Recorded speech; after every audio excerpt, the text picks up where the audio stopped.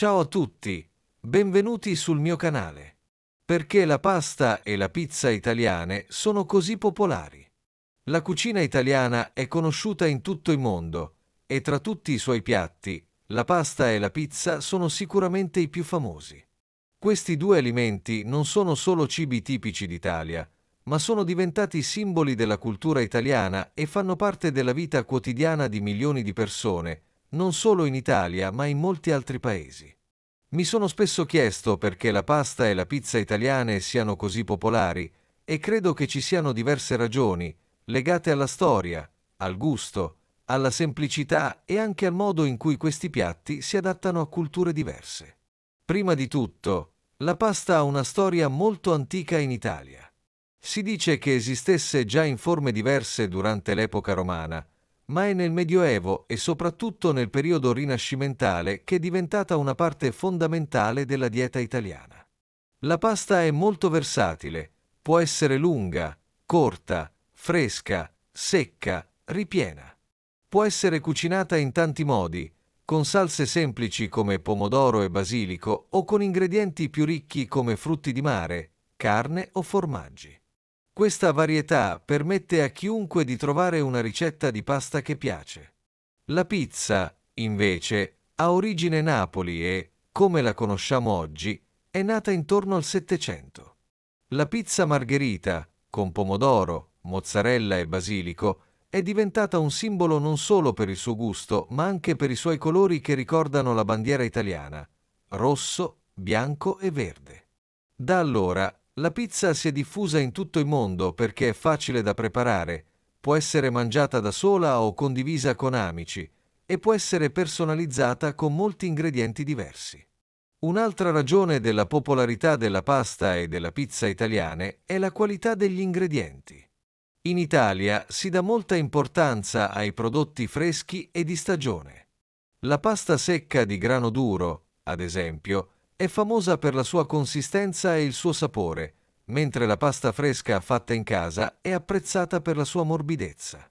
Anche la pizza italiana tradizionale utilizza ingredienti semplici ma di alta qualità: farina, acqua, lievito, pomodori freschi, mozzarella di bufala o fior di latte e olio extravergine d'oliva. C'è poi un altro fattore importante: la semplicità della preparazione. Molte ricette di pasta si possono cucinare in meno di mezz'ora e anche la pizza, se fatta in casa, richiede pochi ingredienti e una preparazione abbastanza semplice.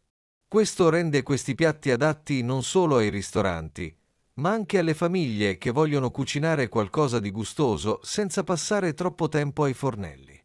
Un aspetto che non bisogna dimenticare è il prezzo accessibile.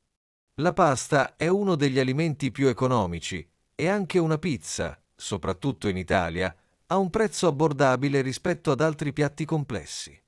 Questo li rende adatti a tutti, sia alle famiglie con bambini, sia agli studenti, sia alle persone che vogliono mangiare fuori senza spendere troppo. Infine, penso che la pasta e la pizza abbiano avuto tanto successo anche perché rappresentano uno stile di vita. Mangiare un piatto di pasta a pranzo o una pizza la sera con gli amici è più di un semplice atto di nutrizione. È un momento di condivisione, di piacere, di convivialità. In Italia, il cibo è sempre stato un modo per stare insieme, per parlare, per godersi la vita. Questo aspetto culturale si è trasmesso anche all'estero. Quando pensiamo a una cena italiana, immaginiamo subito un tavolo pieno di amici, risate e piatti di pasta fumante. Oltre agli aspetti storici, culturali e pratici, c'è anche una ragione legata alla flessibilità di questi piatti. La pasta e la pizza possono essere adattate ai gusti di diverse persone e culture. In molti paesi, ad esempio, si usano salse e condimenti che non fanno parte della tradizione italiana, ma che si adattano bene. In Giappone si trova la pizza con il mais e la maionese. Negli Stati Uniti ci sono pizze molto grandi con molti tipi di carne.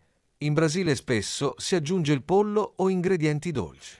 Anche la pasta può essere cucinata con verdure locali, pesce, carne o anche in versione vegetariana o vegana. Questa capacità di cambiare senza perdere la propria identità ha permesso a questi piatti di conquistare il mondo. Un altro elemento fondamentale è la facilità di consumo. La pasta è un piatto che si può mangiare a casa, al ristorante, ma anche riscaldare il giorno dopo. La pizza è ancora più pratica. Si può mangiare con le mani, portare al parco, ordinare a domicilio o comprare una fetta al taglio e mangiarla per strada. Questa praticità ha favorito la diffusione, soprattutto in una società moderna dove le persone spesso hanno poco tempo per cucinare. Inoltre, non possiamo dimenticare il ruolo dei media e del turismo. I film italiani, le pubblicità, i programmi di cucina hanno reso famosa la pasta e la pizza come simboli di uno stile di vita mediterraneo, fatto di sole, mare, amici e buon cibo. Molti turisti che visitano l'Italia provano questi piatti, li amano e poi cercano di riprodurli nei loro paesi.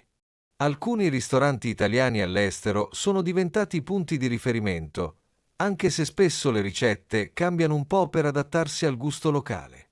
Un aspetto che personalmente apprezzo molto è che la pasta e la pizza uniscono generazioni diverse.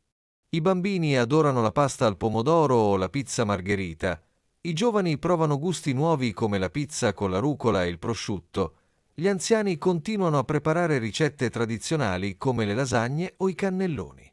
Questi piatti non hanno età, fanno parte dei ricordi di famiglia, delle cene di festa, dei momenti semplici e di quelli speciali.